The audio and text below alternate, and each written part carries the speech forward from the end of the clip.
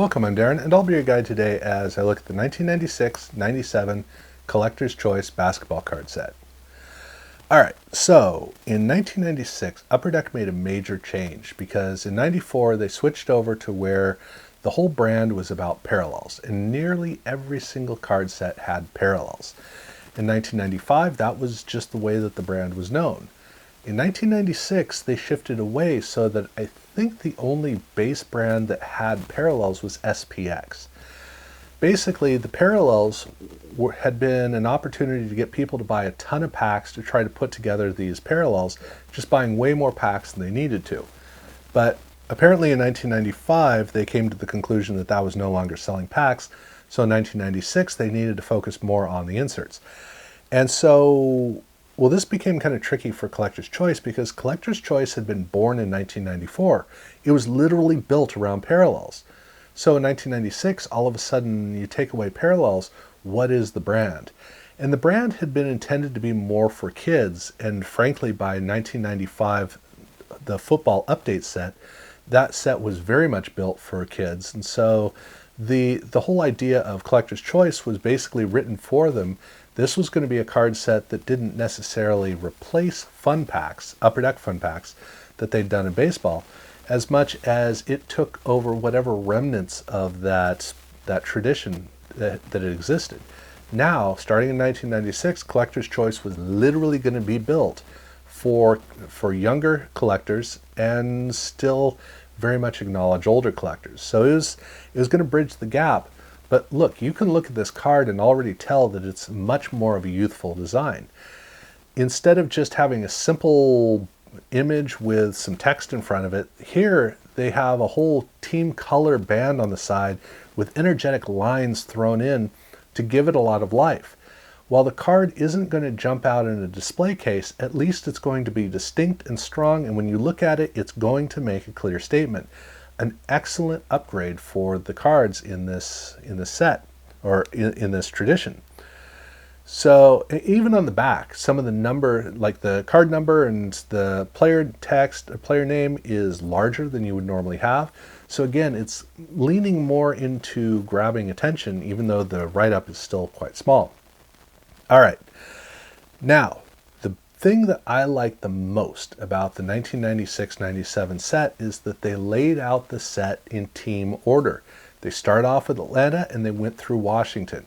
And the reason I like this is because I'm OCD, and having them all grouped like that it saves me the time of having to reorder the card set. But it also gave them a special opportunity because the Chicago Bulls had a pretty good season. And so they wanted to celebrate it. So what they did was they had Atlanta, then they had Boston, and then Charlotte, and then Chicago.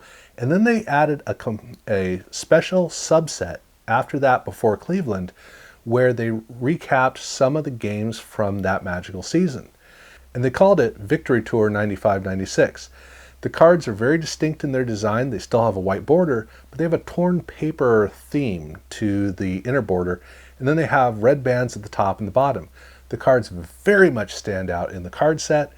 They look kind of weird because all the other subsets are at the end of each, both Series 1 as well as the end of Series 2. These are the only cards that don't. The other subsets, well, the first one is NBA Fundamentals. And this is a card that is, while it has a player on the front, it's actually a team card. In fact, every single team, all 29 teams, have an individual card in the set. And on the back, it's more trivia. So it's a card that is designed to be around the team while showcasing one of the players. But over in Series 2, they did another 29 card subset where every single team is featured called Playbook. But in this case, they're looking at one of the players from each of the teams. I'm always a fan of them doing these types of sets where they have one card for each of the teams. And so you can, like in this case, you have 2 cards for each team. I really like that. But these 2 subsets are the really big subsets. All the other subsets are small. So in Series 1, they had the Victory Tour cards for the Bulls, but they also had a subset for Penny Hardaway. And the reason for that was because Michael Jordan was the official spokesman for Upper Deck, but they brought on Penny Hardaway to also be a spokesman. And it was good timing because they had the Olympics and Penny Hardaway was able to be their bridge to that as well. So here they have an entire card set for Penny that is, shall we say, not exactly subtle. And then in Series 2, they have two more small subsets, the first one being called One-on-One. And One-on-One shows a matchup between two players on the front, but on the back they show three other matchups. So you can either look at this as a card set or a card that is about two players, or you can look at it as a card about 8 players. So for team and player collectors, you might want to pay attention to the back and realize that some of the players in the back, like Stockton and Stoudemire, are back there as well, so that might be a way to collect. But what I like about these cards is they literally list the dates when these matchups are going to happen. So for the 96-97 season, you actually get to know when these two players are going to face off. So it's almost like, I don't know, a TV guide for the NBA. That's a really cool feature to the cards that I think is fun. The other subset, the last subset in Series 2, is Assignment. And this is a card that is specifically about a player. So this card here, this is a Reggie Miller card. But Reggie Miller is talking about Michael Jordan. And normally when a card set does this, they have a whole series or maybe a whole insert set where one player is dedicated to talking about all the other players. In this case, they have different players for each card talking about different players on each card. So there are, I think it's 5 cards in the set, so there are 10 different players featured. But both of the smaller insert sets in the Series 2 set have at least 2 players that are featured on the card. They also did checklists in a really cool way because the checklists feature a miniature version of one of the cards featured in the checklist, both on the front as well as on the back. And I really like it when they do something like this because it adds something really interesting to the card set, really fun, cool to see, and they're kind of like parallels in a way, which is really neat. But the checklists also do something that is very playful. Like I said, they were trying to get into focusing on the youth. And they have a rating system or a ranking system for all of the players in the checklist. But the ranking system, I think, is great to great, just different terms. Because on the front, you'll notice that Charles Barkley is ranked only 1, whereas the legendary Lorenzo White is ranked at 5. And I don't even remember anybody cared about Lorenzo White at the time. I might be wrong about that, but it didn't take too long for that to be the case. And after all, he was drafted by the Clippers, which tells you a lot. But I'm not sure, again, I'm not sure if this was intended to just be a general a fun thing, or if there was some relationship to Dr. Basketball's rankings on the checklist, but it's an interesting feature of it that's, again, pretty fun, but this is a card set that really is quite fun. Now, in 1995, they added trade cards for an update set. And the update set was a standalone 30-card set that had its parallels, but in 1996, they decided to do a different approach to their update cards where they have this trade card where if you send it in, you don't get a standalone set, you actually get an extension to the card set.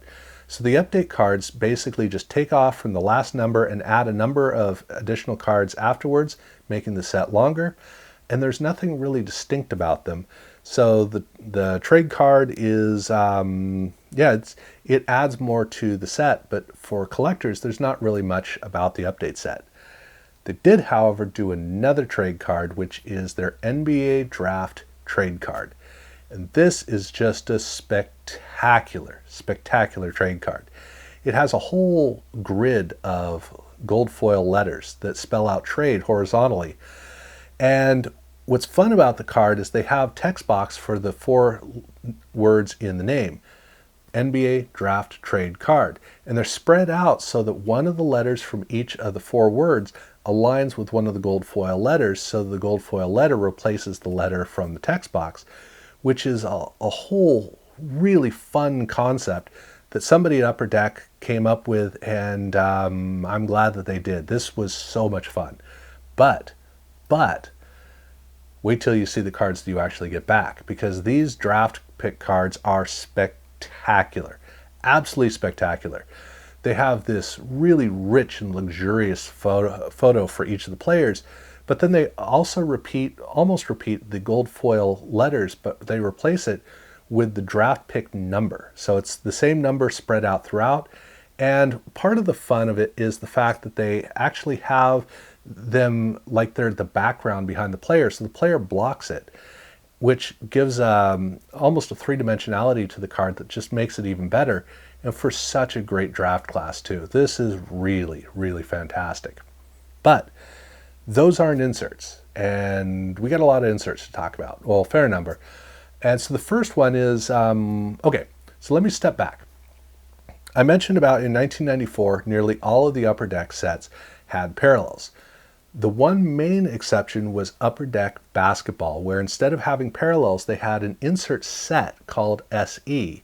There was a big set that operated as the one per pack card set. It even had a gold foil parallel. In 1995, they did that for their hobby packs, and then for the retail packs, they did the electric silver and electric gold. Well, now that they got rid of the parallels, there was no reason not to do something like Upper Deck SE here. In fact, that was exactly what they wanted to do as the pack fillers to really get people to open packs. And what they created was a take on an idea from the 1980-81 Topps set.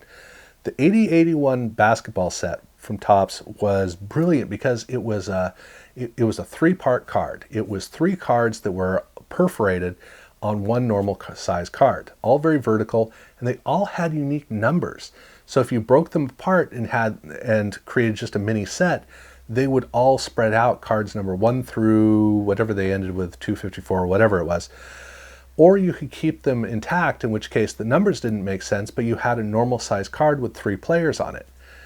Well, Upper Deck finally got around to doing that idea with their mini trio cards.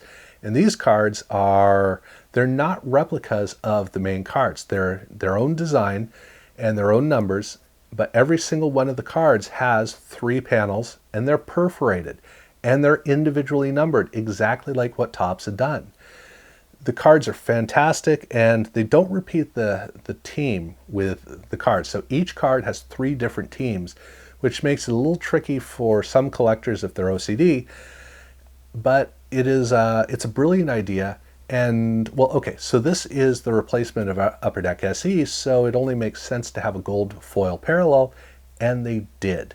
The gold foil parallel has gold foil at the bottom, replacing the team color fade, and then the first letter of the last name is also in gold foil, and then on the back, the text box, instead of having a silver print, has gold print.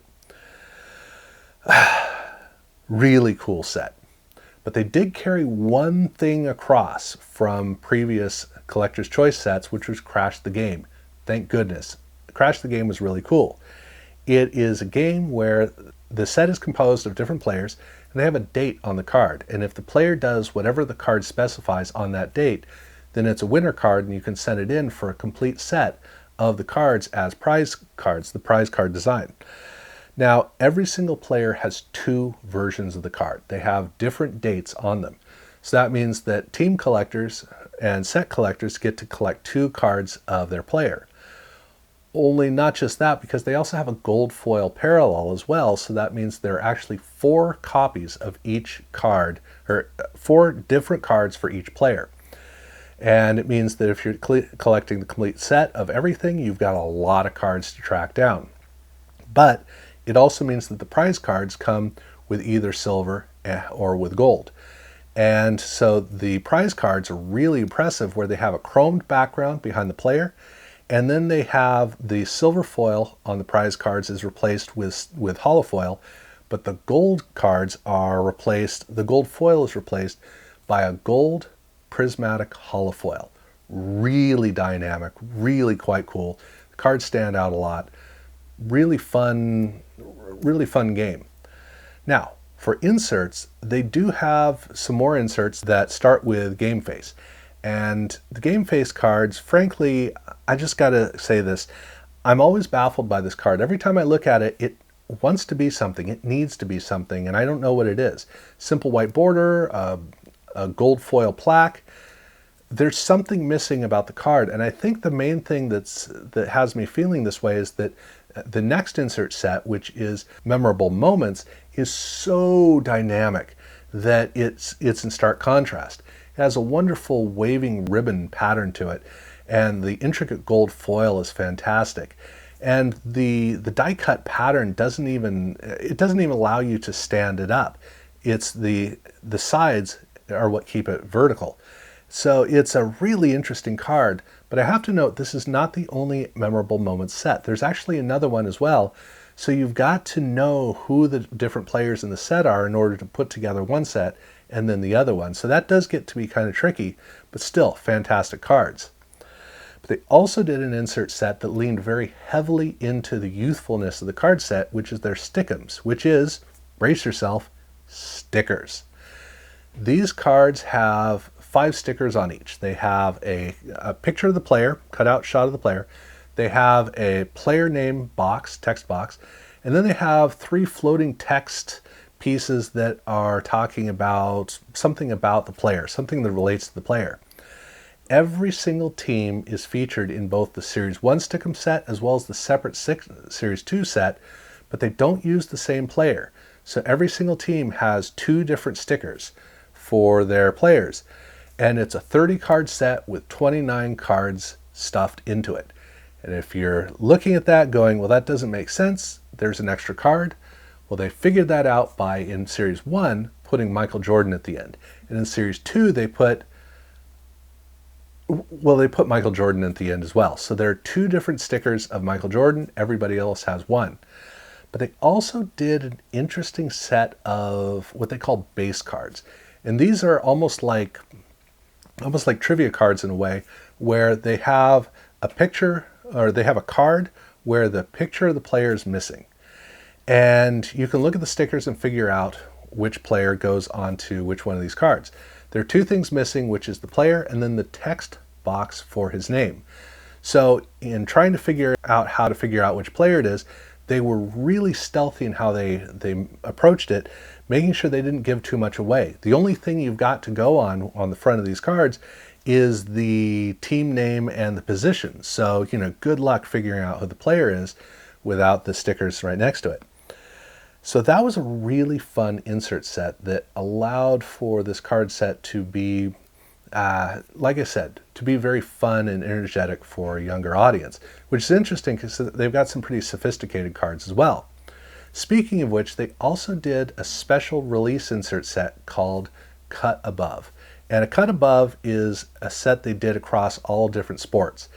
For their basketball release, the card set is dedicated to Michael Jordan. These cards have a gorgeous, luscious color pattern to the cards. Up at the top, they have an interesting die cutting, and then they have a lot of gold foil up there, which is a really good balance of the pop of the top versus everything else. These cards look fantastic. But it's not just these insert cards, because they also had jumbo versions of these cards that were available in blister packs. So if you got a blister pack, it had a pack, and then behind it was a Jordan card, so you could assemble the 10 card set by buying 10 different blister packs. So it wasn't too hard to get these.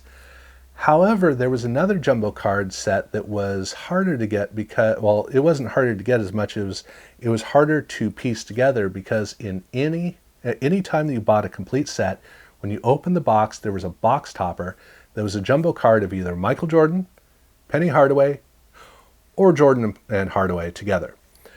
These cards, because they were within a complete set, you didn't know which one you were getting. So if you bought 4 complete sets, you might not get a complete set of the 4 cards. So possibly a little bit harder to get to put together. But these jumbo cards were another part of the experience. But since they've done all of these jumbo sets, well, why not do some more? And they most certainly did. Now, in the base set, there are 6 different subsets. There are 2 that are for all 29 teams, and then there are 4 others that are really small. They have either 5 or 6 cards in each. And so they went ahead and they made jumbo cards of all of those subsets. So that means they're jumbo versions of all of the Victory Tour cards, of all of the Penny cards, of all of the one-on-one cards, and of all of the assignment cards. So I think that's 21 between all 4 of them. 21 to 24, somewhere in there.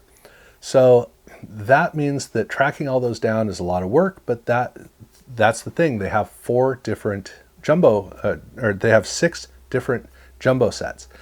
Almost. Actually, I got to add something else on, which is that in PAX, they also had a game called Meet the Stars. Again, this is something that Upper Deck did across all the sports. They did it in Upper Deck and they did it in Collector's Choice. And the Meet the Stars cards were trivia cards that were contest cards. So on the front of the card, they have a trivia question and 4 answers. And if you figure out the right answer and scratch just that box off, you can send it in to get entered into a contest. And they also had instant win cards, but that's of no note. Their prizes could be, meeting somebody, or, they had some high-end prizes, but the basic prize, the most common one, was to win an oversized card of Michael Jordan for basketball. There are actually 2 of these, but there's both Collector's Choice and there's Upper Deck. And the jumbo cards are blank backed. There's nothing on the back, it's just the front. They are about the size of an Upper Deck Authentic card, but there's no serial numbering on it. And they're slightly die cut because the photo of the player is shifted over slightly of Michael, is shifted over slightly from the rest of the rectangle, which gives a little bit of a dynamic quality and makes the card kind of cool. Now, thankfully, that's the last jumbo card we have to talk about. But we do have a little bit more to talk about, which is that they also did special team sets of cards from the main set. These cards are identical to the cards in the main set, but they were sold as a special dedicated team set. On the back, the cards are all renumbered. So they are numbered for just the group of players in there with a 2-letter designation for the city. So like the case of Chicago, it starts off with CH and then the number. But every single team set also came with a trio card. And the trio card is different from the cards in the main trio set because the cards in the main set don't have the same team on it. But in this case, it has 3 players from the same team. They are the same designs as the cards from the main set, but because all 3 are from the same team, it's very obvious. But they also only come with gold foil. So this is not a parallel. This is just the way the team cards came. And it's just a couple of teams that they did this with. Last thing, however, is they also did their European cards. Now, the European cards were something Upper Deck had been doing for years, and starting in 1994, or technically 1995, they were doing the Collector's Choice set as the set they re-released for their European market. So this is technically the 1997 set because it was late in the year, late in the card year when it was released. And the cards, the way you can tell the difference of the cards is if you read the disclaimer, it's in a different language. But the text at the bottom of each card is truncated and then repeated in the other language. So there's actually there are 2 versions of the same text in 2 different languages. And so for a player, you can collect different languages of the same card, and this gives you a bit of a parallel. But the big thing I wanted to note is that they also did this for Crash the Game, which is really interesting. The Crash the Game cards, you can tell the difference because on the back they have an address to send it to that is a European address, but the way that it is really isolated on the card makes it very obvious, and then you can at least tell which country it is because it's got the address on it, which really helps. But that is a distinct thing about the 1997 European set. And thankfully, we now come to the end of the 96-97 Collector's Choice set. Now, hopefully 97-98 is easier. I haven't finished putting it together, so I'll get to see just how easy it is. We don't need to worry about that now. This is enough for this. But I've already done 94, and I've done the 95 set. If you haven't seen those, you can go check those out. Do keep track for the 97 set when I eventually get around to that. Other than that, I want to thank you for following along with me through all the way to the end, because there's a lot in this video. It took quite a bit. So thank you for coming through to here. As is typical, if you haven't subscribed, please do so. Thank you very much for watching.